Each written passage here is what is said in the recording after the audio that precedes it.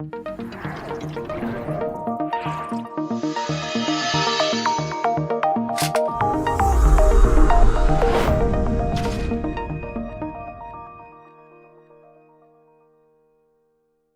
right. Thanks, Amin. Thanks, Brock. Thanks, Professor Pinto. So my name is Jeremy Lawrence. I'm the R&D program lead here at EPRI for cybersecurity for generation assets.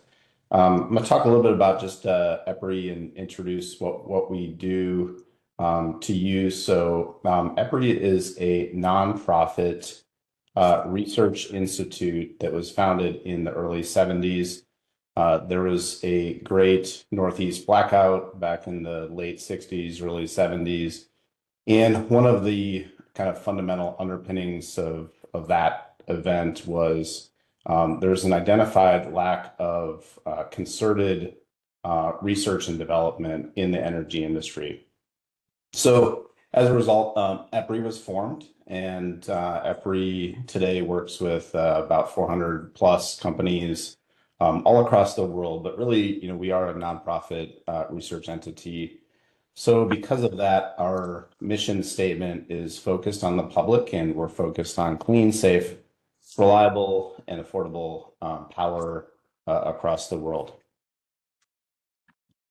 So just a couple by way of introductions. I'll introduce myself and then turn it over to Sumin to share a little bit about her background. We do have our LinkedIn profiles here as well, and we can share our emails. I'd encourage everybody to definitely hit us up on LinkedIn. Shoot us a note if you have any questions after this. But my name is Jeremy Lawrence. Like I said, I'm the cybersecurity research and development program lead for power generation assets here at EPRI. So I started out my career maybe 20 or so years ago in the nuclear Navy. I was an operator of nuclear power plants and then later became an instructor. With that, I also got to become a control systems technician. So all the systems we're trying to figure out how to hack into or protect from cybersecurity attacks. My first job out of school was to try to fix those systems and operate those systems as well. Back then, we weren't even talking cybersecurity, so I've kind of seen almost a full life cycle of this industry kind of evolve over the last 15 plus years. Then after I got out of the Navy, went to work on nuclear power plants, a whole host of fun opportunities, fun jobs. But then really back in the 2010 timeframe when cybersecurity became a major area of focus, got to get indoctrinated into that. So since then, I've been with EPRI for about 8 or 10 years now, and trying to do good things here in the area of OT cybersecurity. So I'll turn it over to Sumin just to give a little bit of background about herself. Thanks, Jeremy. I'm Sumin in EPRI's cybersecurity program as well. I'm a senior researcher there. I've been in EPRI about 4 years now. Prior to joining EPRI, I worked at a couple different utilities as a cybersecurity engineer and NERC compliance specialist. So what that means is that I did cybersecurity things for substations as well as power plants in those two different utilities. So yeah, I'm really excited to talk about the different roles as a cybersecurity professional in the energy industry today. And also kind of share a little more about what it's really like to serve as the OT cybersecurity professional, especially. Yeah, thanks, Sumin. So I'll dig into, before we get into the meat of the agenda, I thought it would be good to talk about some of the things we're focused on from a research and development perspective. So I mentioned our main focus within my program is to focus on generation OT cybersecurity. So with that, one of the things we do is focus on a balance between near-term tactical needs and the future needs.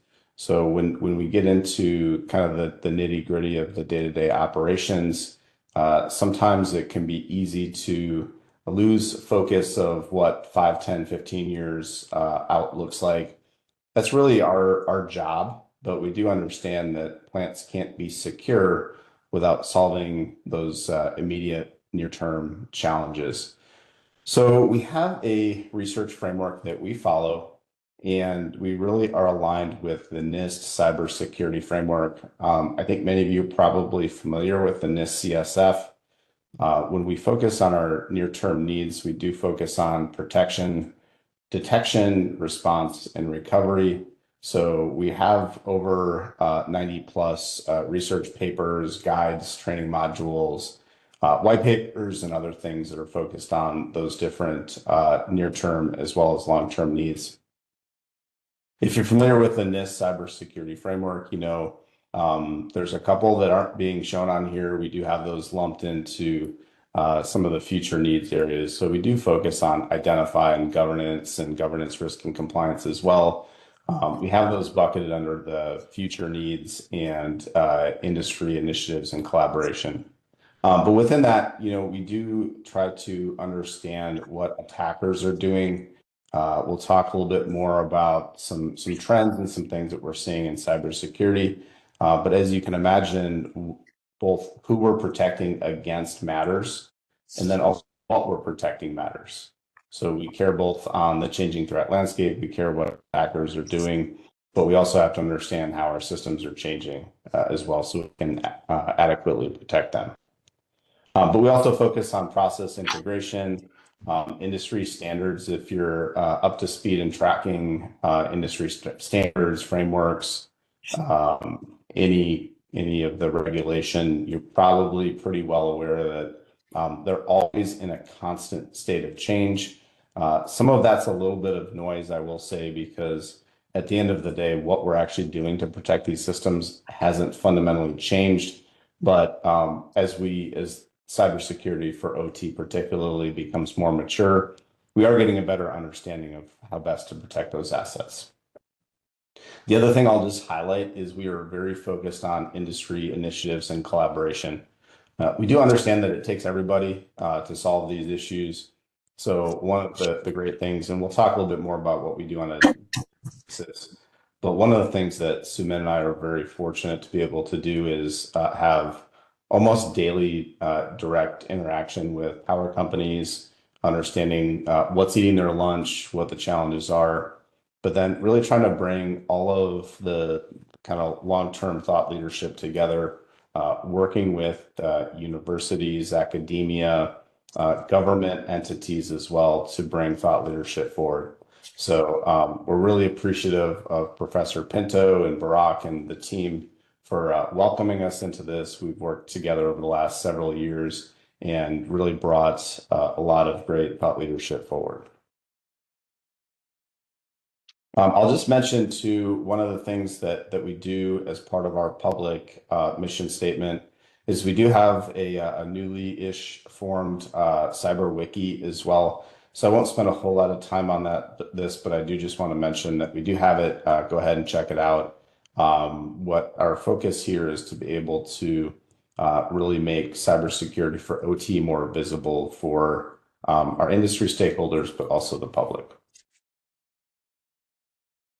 So today, what we want to do is dive into what is OT, or operational technology.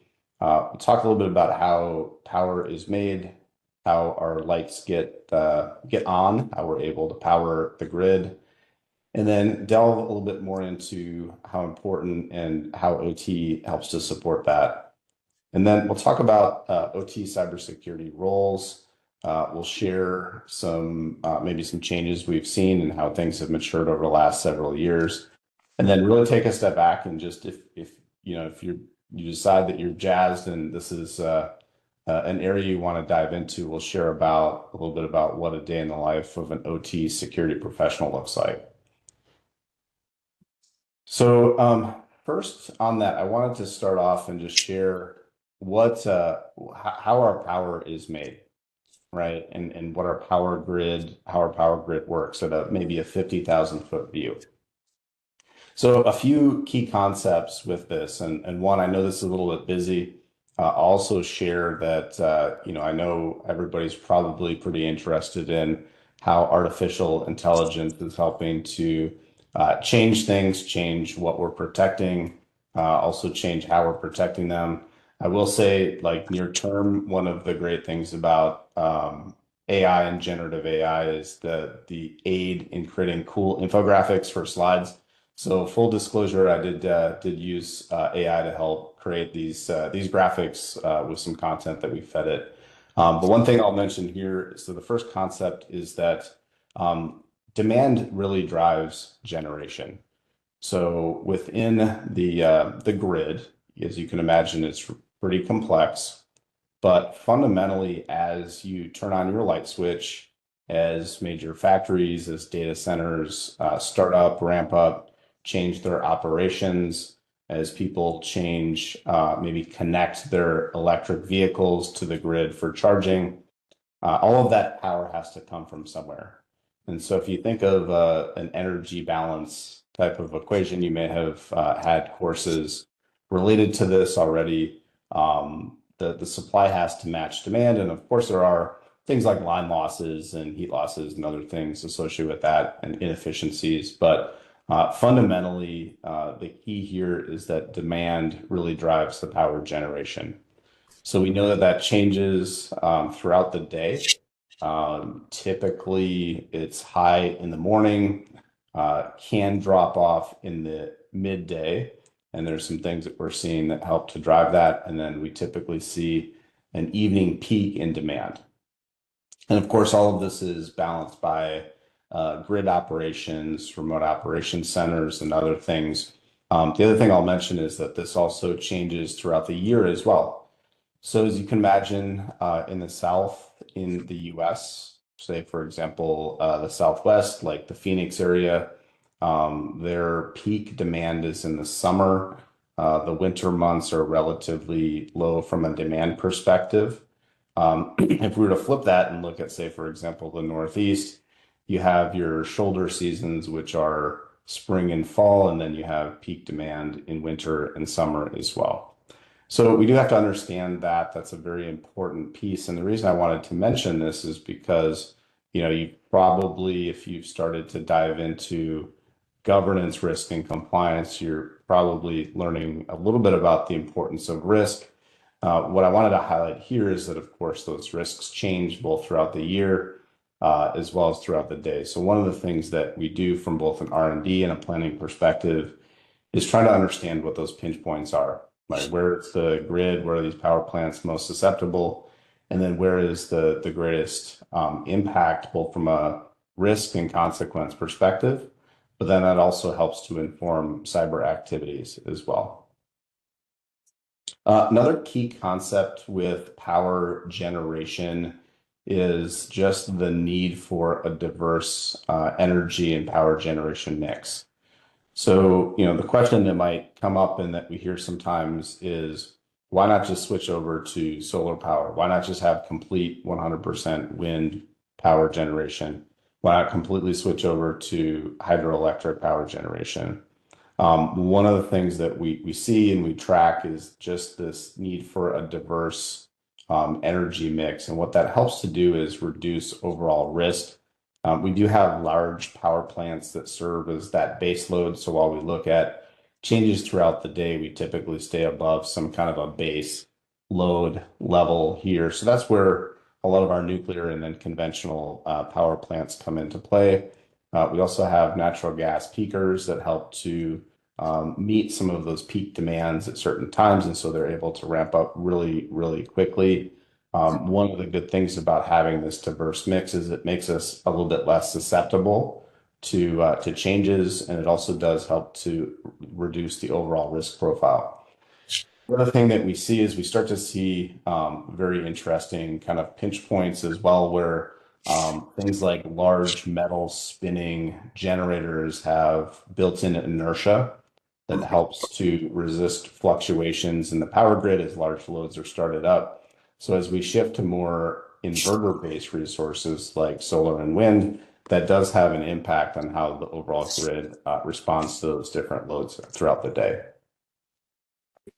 And then finally, one thing I just want to highlight, and if you start to study these systems, is that all of these different types of power generation rely on some kind of industrial control, or we call it operational technology. So if you're looking at the, say, for example, the wind or solar space, we do have to consider inverters, changing DC to AC. As you probably know, our power grid largely operates on AC power, so we do have to convert that DC to AC.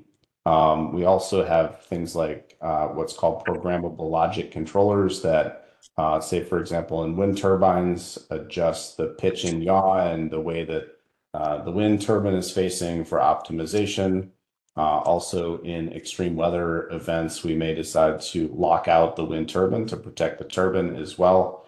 Also, it's really important to control things like in hydroelectric power, actually controlling the flow of water through the dam. So we have what's called wicket gate control, and that controls the amount of water that goes through a generator in essence. And as you can imagine, that is how we power or we adjust and control both the power that's generated, but there's also an impact or potential impact to downstream activities, right? So we have to think about how people are using the waterways for recreational purposes, ensuring that we're also protecting communities downstream as well. So really all of this is controlled by OT systems. 75, 50 plus years ago or more, these systems were largely manually controlled. Fundamentally, you can operate most of the power plants today, or many of them, by going out and hand turning valves. But as you can imagine, it's pretty inefficient. It's also kind of a big opportunity for error as well. So largely, these systems are controlled by the overall OT systems, and we'll talk a little bit more about that here in a second. So this is an example of an OT system. This is a really simple example. This is a screenshot of an HMI, or human machine interface. This is actually from our lab in Charlotte, North Carolina. We use this lab to conduct research, and we have a whole industrial control system that's a little bit of a plug and play type of environment where we can switch out different control systems and different control strategies and different technologies to drive the operations of this physical system. But you can see here, if you take a look at this, and I won't go into too much detail here, but just to highlight, this is a very simple water system. This has two tanks, tank 1 and tank 2. And you can see here in the middle, there's some solenoid operated valves, as well as we have two pumps that we have variable frequency drives that can adjust the frequency and voltage, and that is used to adjust the flow of water through these two loops. And of course, we've got some simple different operating modes. We can have these operate in series and parallel, push water from one tank or the other. And then also we have some heaters built in here. So really from a physical process perspective, this isn't very complex, but what this does is this does give us an opportunity to go ahead and attack the OT system side of the house and look at the impacts to the physical process. So one of the things that we are researching is, you might have heard this term, is a digital twin. One of the key pieces of research that we have ongoing now is with respect to digital twins and the ability to help enhance our detection capability using those digital twins. So digital twin is, if you haven't heard the term, it's maybe a little fancy word for a simulator. And really what this does is this models and simulates the environment. We could probably talk for a couple of hours on and debate the meaning of digital twin, but one of the key things that differentiates digital twins is they typically have a physics-based model. So the nice thing about this is physics-based models follow the laws of physics, and those are predictable. So when we start to tie that into security detection, We know that we have something that's very predictable that we can look at and model, and we're using this as a single source of truth to build out cyber and IT and OT models to compare to actual operational conditions on the cyber side. So, but anyways, just long story, kind of to just mention this, this is an HMI, human machine interface. If you were to walk into any power plant in the country, if you were to walk into a manufacturing facility, water treatment facility, you would see a screen like this, probably up on operator's workstation. The system would probably look vastly different, but you'd be presented with something much like this. So digging a little bit deeper into what the OT system looks like, one way we describe the OT system is what's called the Purdue model. This is a model that was conceptualized probably about 20 years ago out of Purdue University. I will say, just to take a step back, if you watch any talks on the Purdue model and the evolution of OT architectures, I've heard some people say the Purdue model is dead. I don't know if I agree with that 100%, but I will say that this model is not really meant to be a reference architecture. It's always not set in stone, and we see a lot of variances, but it is a good way to describe what is taking place and how the overall systems interact within an OT environment. So if you look at this, this is a hierarchical structure. So you can see here down at level 0, you have the actual physical environment. You have things that are moving, you have pumps and motors that are being controlled with a wide variety of sensors and actuators. So these are things like, if you think of a temperature thermocouple, if you think of a pressure transducer, in essence, what those are there for is to convert some kind of a physical property to typically first an analog signal that then gets converted to a digital signal that serves as input-output to level 1. Level 1 is our process layer that has a multitude of things like programmable logic controllers, RTUs, protective relays, and a whole host of other small purpose-built types of mini computers. You might hear some of the commercial providers of these, like Siemens, Somatic Controllers, Allen Bradley, ABB, GE, Emerson. They all make their own flavor of these PLCs. Schweitzer Engineering Labs, SEL, makes many of the protective relays, but this is all at level 1. Then as we kind of move up the layer a little bit to level 3 and level 2, these are where the more IT-looking infrastructure typically resides. So if we were to look at things like a historian, which is in essence a server that's there to collect data, those are a server that's connected to the system, and that's how we collect information for tracking and trending purposes. We use that for things like monitoring and data analytics. So if anybody has taken or is looking to take a data analytics course, this is where all of our data comes from a historian. And then we'll see things like a replication server that then gets pushed out, where we can start to look more at aggregate information across multiple power plants. And of course, we have things like engineering workstations, which is where engineers will log into typically a thin client, but some kind of workstation type of PC to make changes to set points. As you can imagine, we're often tuning and trying to optimize how these systems are operating, changing values slightly, maybe changing logic. That's all taken place through the engineering workstation here as well. Then as we move up the levels a little bit, we have what is typically referred to as the DMZ, demilitarized zone, or level 3.5. And that's kind of our in-between zones. This is a safe, isolated environment that we use to separate the enterprise layer from layers below. We have things like remote access servers, remote access applications, patch management servers, and a whole host of other devices. And this is a very simplified view, but oftentimes also what we'll find is this will be segmented east and west to smaller zones as well. And then last but not least, we have level 4 and above, which are the enterprise zones. And then that's typically connected to the WAN here as well. So one key concept I just wanted to share, you may have heard the term segmentation or microsegmentation. This is really just a good way to highlight a view of segmentation. And we typically call this north-south segmentation. So there are controls between each layer. As you can imagine, the device is closer to the physical process. As we get closer to that physical process, there's more of an impact or potential impact to how those machines operate.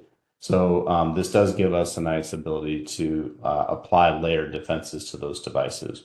Another thing this doesn't quite illustrate, but I just wanted to mention this, is east-west segmentation, which is leaning towards one of the key principles of zero trust, which is a much more tightly controlled east-west communication. We do see, and we're starting to see more isolation. I don't know if you can see my cursor here, but say if we were to look at the DMZ and some of the devices in level 3, more east-west segmentation to isolate and control communications, not just north-south, but within devices within these various layers. So if we were to switch gears a little bit, I thought it would be good to share kind of emerging career fields and maybe do a little bit of a retrospective on what all the cool hot topics were over the last several years, or even 100+ years here.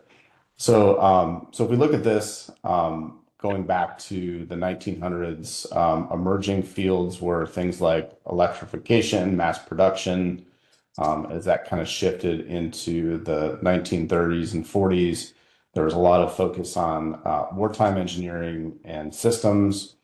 And then in the 50s and 60s, and a little bit after that, computing and space age engineering and the space race was a huge, hot, emerging topic at the time. And as we got into the 70s and 80s, there was a major emphasis on computing. PCs became widely available in the early 80s, and then of course the late 90s, early 2000s was the internet, web, and kind of mobile era. And then today, cloud and cybersecurity and AI is quite all the buzz right now. So I wanted to share this because you probably heard a lot of talk about, and we can certainly answer questions and discuss, some of the potential impacts of artificial intelligence and what we do and power generation and cybersecurity. But fundamentally, if we look back over time, the core concepts really remain the same. The technologies we've used have largely changed, but the actual function, fit, purpose of a lot of these career fields is largely intact.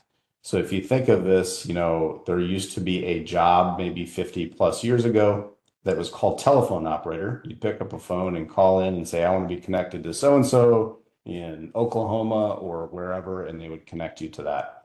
Now, largely, as you know, that doesn't exist today, but we do have new fields like cloud communications that fundamentally, granted, they're very different, but you could argue that the area of focus is largely similar.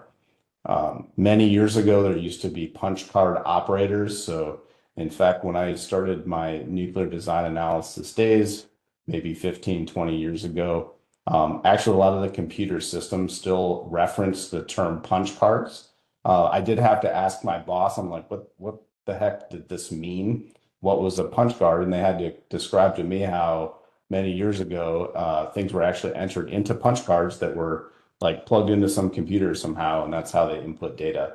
And of course, now you can imagine that's transitioned to the role of data engineer and software developer and a whole host of new focus areas focused on artificial intelligence and data science as well.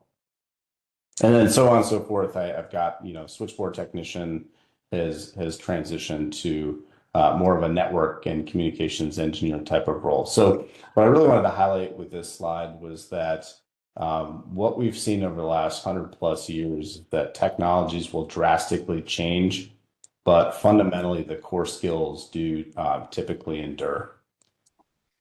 So when we look at cybersecurity, I wanted to share some of the trends that we're seeing and across multiple fronts in OT. So on the cybersecurity front, one of the things that we've seen is that many years ago, maybe even 10 years ago or so now, most companies did not have a formal OT cybersecurity team. It was usually one or two people. In fact, if we were to look back a few years ago, you would find that many organizations only had a few people focused on OT cybersecurity. That has grown over the last several years.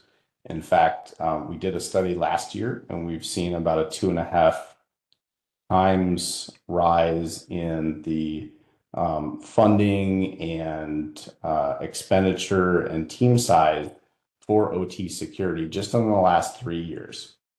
So we've seen a pretty rapid growth in OT cybersecurity, both from a resource perspective, but then of course also a focus and technology perspective. We're also seeing a larger emphasis on cloud security as well. If you kind of think back to a couple of slides ago, the Purdue model, we didn't show the cloud there, but the cloud is there. That does factor in, and we're starting to see more and more use cases with cloud in the architecture. A lot of that is driven by data analytics and pushing more data out to the cloud for centralized analytics across multiple plants. Then if we look in the future, we're seeing a lot of movement towards AI-driven defenses as well. We've got several R&D projects that's focused on artificial intelligence for defensive capabilities. But we're also seeing things like autonomous power plant operations and a whole host of other things. AI is a pretty large area of focus, as you can imagine. The things we consider for artificial intelligence is we try to do two things. We try to protect with AI, so develop and identify new tooling to detect or protect systems with AI.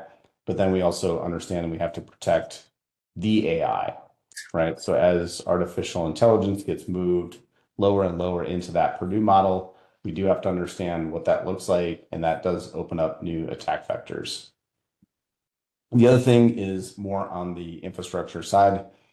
If you think back to a few slides ago, we talked about the diverse energy mix. A lot of those power plants are becoming more and more distributed. Renewables facilities, we've seen a massive expansion of renewables facilities. Many of those are unstaffed, right? There won't be somebody there 24/7. You may have somebody come out and check on those periodically. Those are largely distributed, so of course that does change the overall defensive profile that we have to consider there as well. The other thing that we're seeing in critical infrastructure is a massive shift in regulatory requirements and standards. So just in the last 10 years, over half of the standards have had some kind of substantial changes. Some of those have changed multiple times. So SIP3, for example, which is the program for many power generation facilities that has requirements associated with that, that's changed multiple times. In fact, there's a new version going into effect in about a month with a major emphasis on remote operations and monitoring and cybersecurity controls. And of course, we've added new standards, and this isn't unique to North America. NIS2, for example, in Europe is changing. There was a new version that was accepted earlier this year, late last year. And so, as you can imagine, just these standards are changing constantly. So we're seeing a lot of change, and these are all kind of impacting how we're protecting our power plants. So before I turn it over to Sumit, I just wanted to kind of leave everybody with this. So one key concept just to remember is that the technology does change, but core skills don't. We hosted a webcast about a year or so ago now with Professor Pinto, as well as many of our industry members. And at the end, we had an opportunity to ask the industry members, what skill set do you think is most important for somebody coming out of school to have? Now, of course, I was thinking it was going to be, forensics or security operations from like, a SOC analyst or something like that. Across the board, every single one of our utility members mentioned project management because as an OT professional, you're really serving to bring all these different experts together to correctly architect these systems. So, just to kind of leave everybody with that is the core skills are extremely important and at least as important as some of the technical abilities as well. So with that, I'm going to go ahead and turn it over to Sumin to talk about different roles in OT security operations. Thank you, Jeremy. So yeah, now that Jeremy has gone over the intro of OT and our industry a little bit, I'm gonna try to paint a picture a little closely to what does a job as a cybersecurity engineer or cybersecurity analyst in the OT field really looks like. So here on the right side, you can see a few different areas that you can specialize in as an OT cybersecurity professional. But I'll say right off the bat, a lot of times, a lot of us in this field wear multiple hats. So you can specialize in something like security analysis, but really you're gonna be also doing a lot of other responsibilities in other areas as well.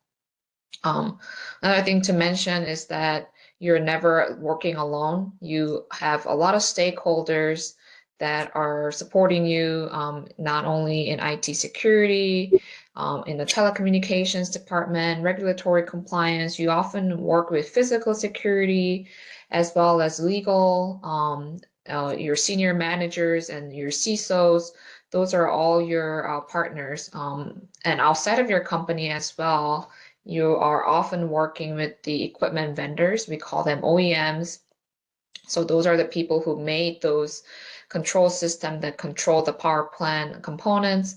You're working with the experts from that vendor because you're trying to solve or protect that specific system that they made, and they are the expert of that system. In all these roles, like Jeremy said, you're going to be doing a lot of project management. So these are more, what we call soft skills, where you're going to be coordinating with different stakeholders, tracking a project from start to finish, and managing sometimes a complicated task that span multiple areas. So that is also a very, very important skill. And lastly, I think a lot of people don't really think of it like this, but ultimately, OT cybersecurity role is a customer service role. So you are serving the power plant professionals and the people that work for the power plant. You're supporting the security of operations. And so it becomes often very important for you to understand and build that culture of trust with your customer and let them help you help them. So this is probably one of the things I said the most when I was working as a power plant security engineer. I often say, help me help you, because they don't understand, how their requirements and roles change my cybersecurity requirements or roles. So to kind of go over the different areas of cybersecurity in OT, you can also, you have the security analysis area. So I think this may be the most prominent one when you think of OT cybersecurity or cybersecurity in general. This is where most of the people think you're analyzing different logs. You're trying to penetrate the pen testing. You're assessing vulnerabilities. You're responding to incidents, cyber incidents. So these roles, you're identifying and assessing cyber threats and vulnerabilities, and being able to develop mitigation strategies to reduce your risk. So that is one part of the role. But it doesn't stop there. Another part is the infrastructure and identity. So these include the architecture, kind of like the Purdue model we saw earlier. There are a lot of design choices to be made when you're installing a new system or making any changes, introducing a new remote access user, whichever it is, in terms of the architecture, the network, and the configurations of the OT systems. So this role, you're working in both IT and OT infrastructure, in hardware, software, and network assets. And you're also managing identities across those infrastructures so that you can make sure that what you design can only be accessed by those that you trust and those that you allow. A third area is network defense and operations. So these are pretty straightforward. Think of the firewalls, think of the your segmentation controls that control between the different network zones. You can also be looking at monitoring systems, so what we call security operations centers, to monitor any abnormal network activities or user behaviors.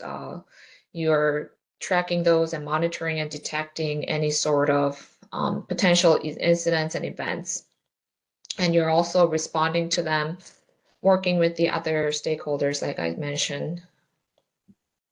And lastly, but definitely not least, cyber program management. So all these things have to happen in coordination. And one of the major part of our industry is that they are heavily regulated. So there are certain minimum levels of protections and monitoring and detection that you need to place in our systems. And you need to make sure that your program supports that. That means there has to be documentation that outlines how exactly you do protect your system and how exactly you're monitoring your system, who's doing what, how different teams coordinate, where is all the evidence that you did this is residing. So there's a lot of level of documentation, risk management, and overall governance that falls into the entirety of the program. So, people like the cybersecurity program managers, compliance manager, or chief information security officers, or CISOs, risk managers, they are the ones leading this role. But as a OT professional yourself, you're also going to be contributing to the overall program management by reviewing procedures, writing policies, and helping others understand the new cybersecurity policies and procedures, and kind of spreading the word out as well. So to paint the picture a little more, I want to talk a little bit about the culture of operational technology. So I feel that when we hear cybersecurity, oftentimes we think of it as a desk job. You're in front of a computer all the time. But the OT cybersecurity job, I would say it's both a field job and a desk job, because in the OT environment, Jeremy mentioned you're going to be dealing with the process equipment, the operational industrial processes, and the technology that supports it. So I had it here, think heavy equipment, heavy machinery. Think about it as hard hats, steel toe boots, rugged environment, fire-resistant jeans.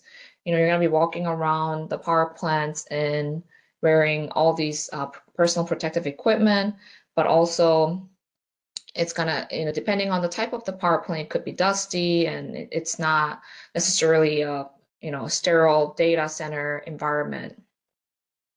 Actually, one of my first jobs that I interviewed for, being a power plant cybersecurity engineer, one of the interview process was that I need to visit a power plant with them. I think they wanted to make sure that I won't be taken aback by just walking around in my steel toe boots and hard hats and, doing the stairs.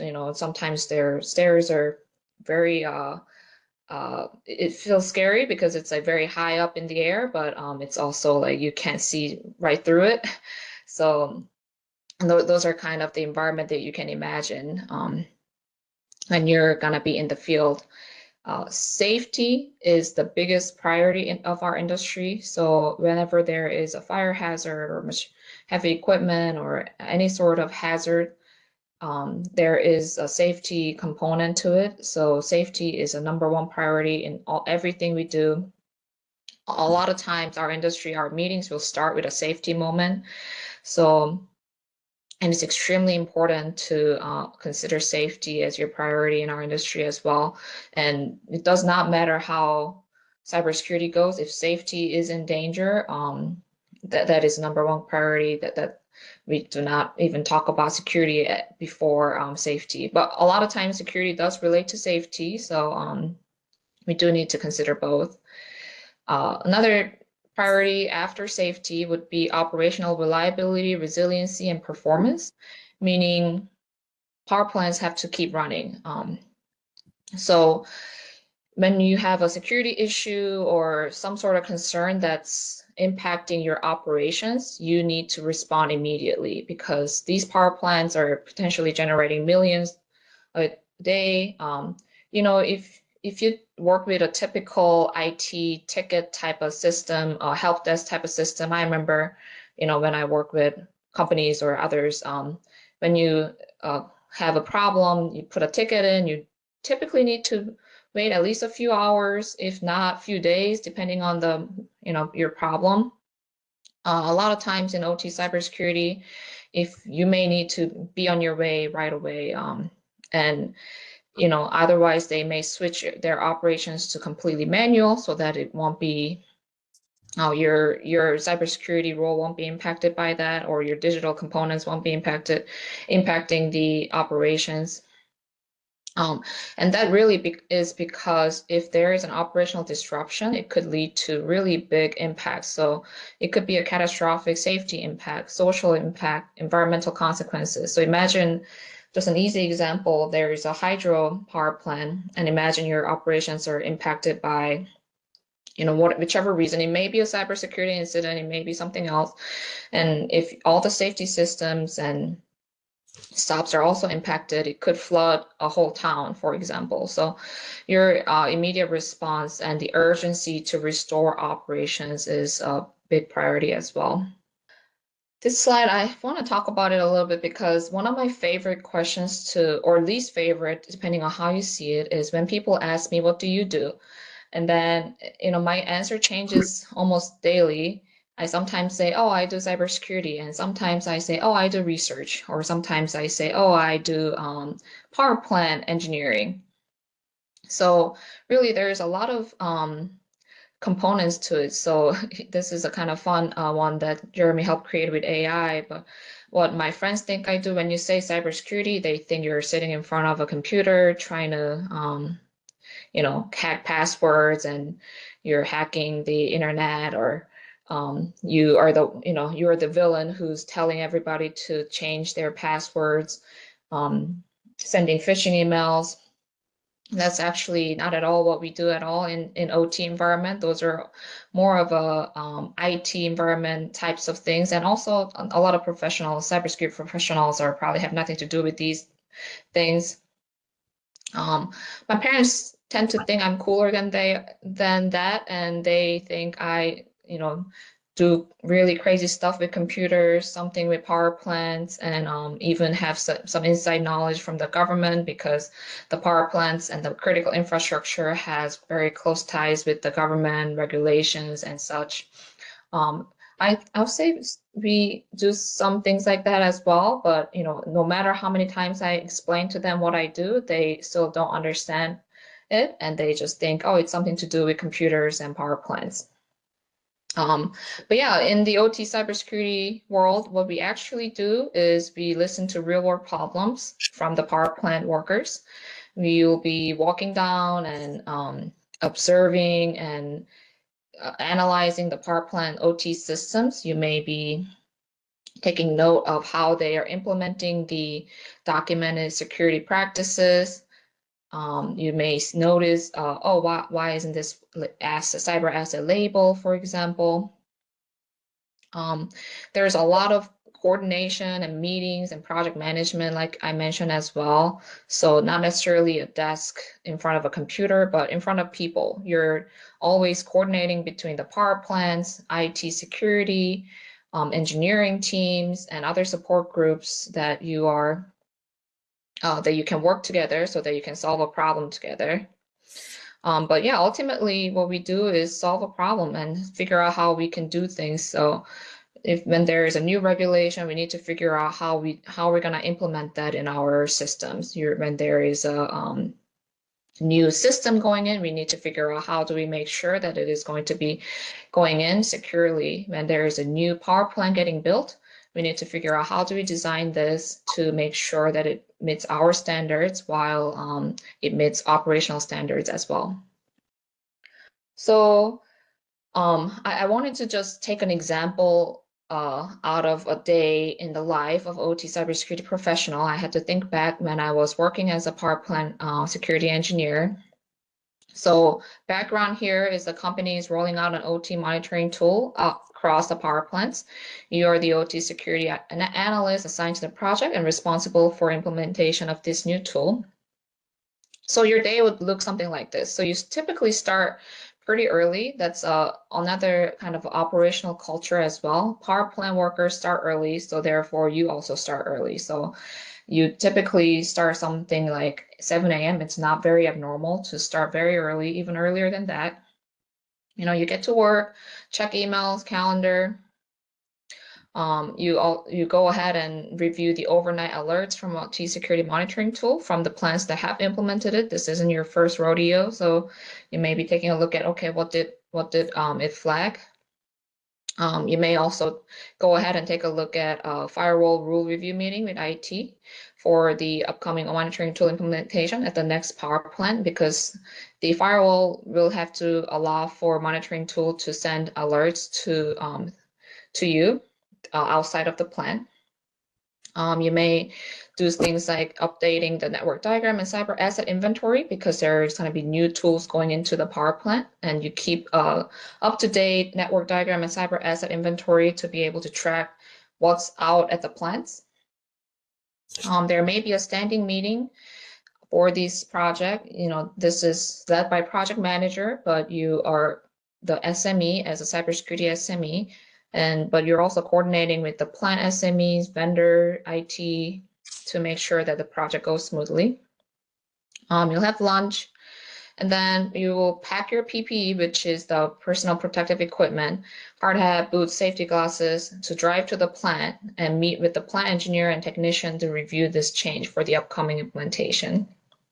And what you're doing it there is you're going to be walking down the plant, opening cabinets to look at exactly where the new equipment is going to go, if it's a server, or how the wiring might get done, and what needs to change on the network diagram and cyber assets.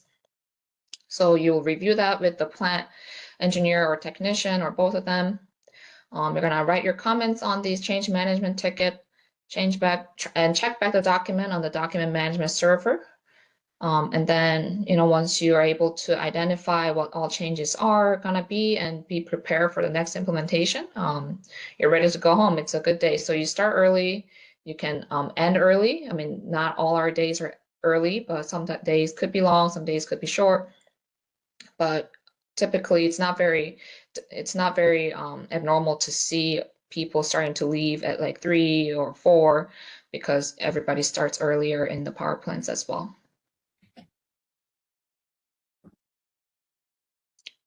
So this is my last slide here today.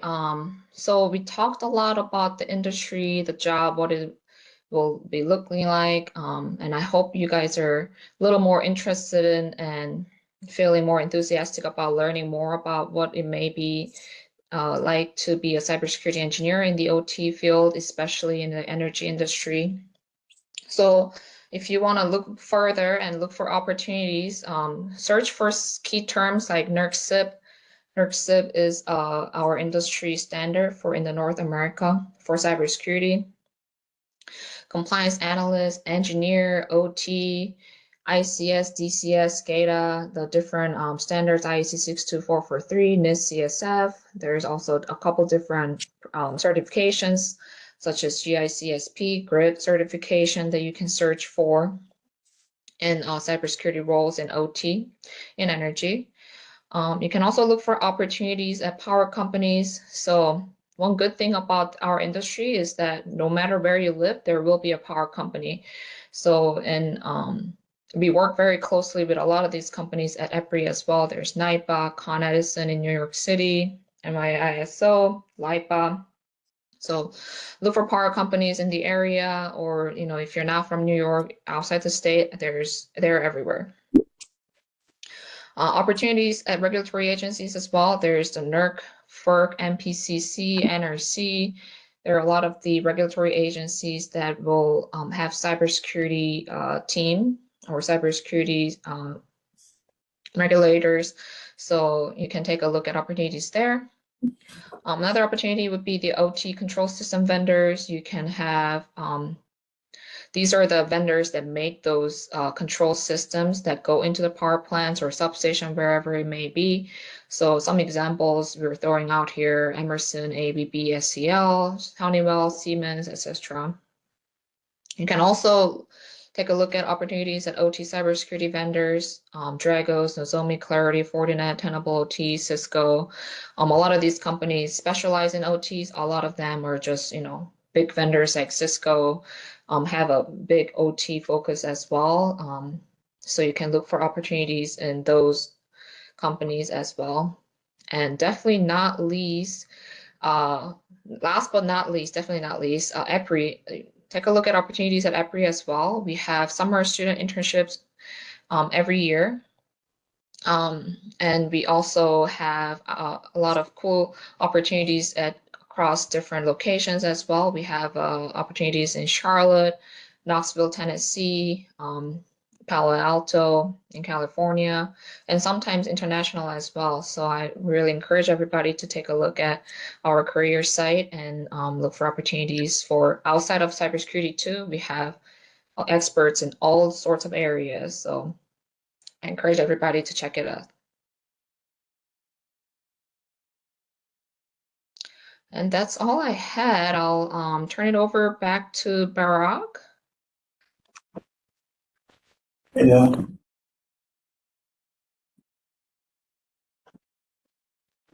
Thank you so much, Jeremy and Sumin. This is really a very deep insight in what we've been learning so far in class, and the perspective of industry and also career paths is key here. At this point, we have some few minutes. I would like to open for you to ask any questions that you have for them to answer. So now the floor is open. If you have any question, let's hear from you, the class now. These are some of the things that we'll be discussing in class. So, any question from the class? Feel free. All right, go ahead. Your name? My name's Alex Warner. So I'm not sure if this was touched on or not, but I know that a large portion of the United States power grid is still on legacy control systems. I know that there's a lot of power plants and companies that are trying to migrate over to digital systems. What sort of, I guess, what sort of measures are being implemented in the digital systems that makes them so much better than the legacy systems? Like the new digital systems, I mean. That's a good question. By legacy, if you mean like manual control, it reduces human errors. It automates, so you can do a lot more with less staff. It saves it saves performance as well, improves performance as reliability, because you can also install things like sensors and different types of more advanced controls in terms of security that you wouldn't be able to do otherwise in the manual systems. So I would say actually a lot of our power plants are not really mostly running manual anymore. They probably do have manual capabilities, but most of them have some sort of OT systems most of the time, especially now. And they're always upgrading those systems as well today. But really, the smarter your control system is, the smarter things that you can do to predict your output, predict potential issues that your system may have, because you have these sensors that can detect things earlier than a human eye can, for example. Jeremy, do you want to add anything to that? Yeah, no, that was great. I agree. One thing I'll just mention, so life cycle management is not simple in this space. So that, as you can imagine, upgrading a system requires some kind of an outage. So, we sometimes we can install parallel systems. There's a lot of different strategies for that. One thing we find is the common maybe upgrade cycle, at least for power generation facilities, is on the order of maybe 6-ish years, give or take. But that can vary. And then further to that is it's never a complete swap out, right? There's always going to be some devices that stick around for whatever reason. And so, over time, you might have gone through several upgrade cycles. And so you've got kind of a mix and match of newer, more modern equipment with some legacy equipment still there. Thank you very much. Any other question? Yeah, go ahead, Max. Yeah, the mic. You can come What would you say is the most commonly shared vulnerability in power generation systems today? It's a great question as well. I would say really the biggest vulnerability in most of our cases is the human factor. Most of our attacks or threats start with some sort of human factor. So I really recommend to all of our, the companies we work together with, is that invest in employee training, make sure that your operators can detect a cyber incident, and make sure that people are aware of your cybersecurity controls, because you can have all these fancy protections and passwords and multi-factor authentication, but there's always a human component involved in it. So I would say if I had to pinpoint to one vulnerability, it would be the human in the loop. Jeremy, what do you think? Yeah, I was going to say amen to that. Yeah, just to echo that. I mean, all these systems are also designed for people to be able to access. So if you think of the fundamental design, they're built for access for people. And of course, we have, various access controls that we put in place and least privilege capabilities and things like that. But at the end of the day, if you look at many of the studies that are performed and the data that's collected, you'll see that in many cases I've seen is typically on the order of 2/3 or more of attacks involve some factor of human factors, human engineering, social engineering, and things like that. Yeah. Thank you so much. So I just have one question, probably the class will be interested in. That is, now we are taking as a class, career college degree. So for an entry-level employee, what certification will you advise as a first step for us to consider as students when we're coming out of school to be able to fit in cyber OT environment and power generation industry? That's a good question too. So there are a lot of security sort of certifications, but nothing really specializes in OT for early career folks, especially fresh out of college. I believe the GICSP one is actually pretty early career, but it requires that you have a few years of experience in the field.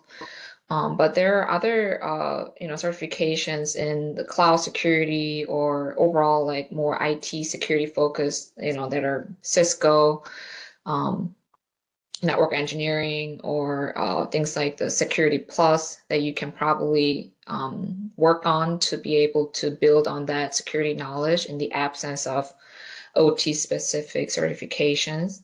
What really would help you if you're interested in this area is to look for opportunities in the internship area, with coupled with that IT security certification that a lot of you are probably already familiar with. That will really set you up nicely for a career in this field. Jeremy? Yeah, I agree. Sumin, you hit on all the big ones. And you can see here over to the right, you'll learn these various systems when you get to a company. And everybody is kind of unique in that space and how they deploy these systems. So I think some of those fundamental ones like Cisco certification, Security Plus, things like that are beneficial. But then once you start, you'll get a lot deeper into the actual control systems and security tools. Yeah, thank you very much, Jeremy. And before I hand over to Professor Pinto, can we please give them a round of applause? Yeah, thank you. Thank you very much, Sumin and Jeremy. And if there are more questions in the class, we will send them to you after the session. So thank you very much.